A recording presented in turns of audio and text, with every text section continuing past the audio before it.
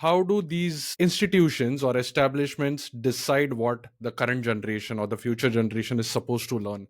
Simplest illustration, and perhaps the most crucial one, global warming. Today, if you think of global warming, isn't it the case that now our pedagogy will have to reflect awareness of global warming? 40 years ago, who was talking about global warming? Nobody was, almost. There was a Club of Rome, obviously, but the phrase global warming doesn't even really come into existence.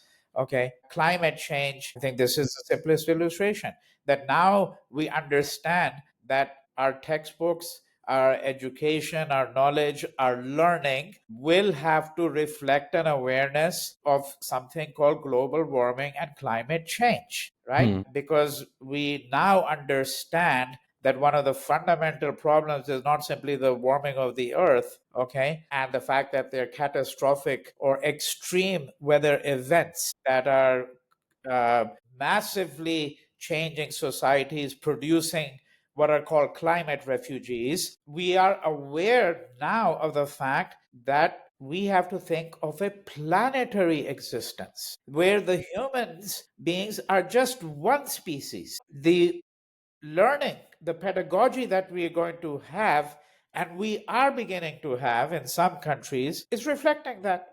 So this is, I think, the clearest illustration of, I mean, one could obviously point to a great many things because, take the question of, let's say, genocide. Genocide is a central subject in, in history and politics. And if you look at what is happening in Gaza today, Hmm. you are seeing a genocide in real time. In real time. The student who is in the 10th grade or 11th grade is reading about the Holocaust and reading about it with a certain amount of disbelief. How was this even possible?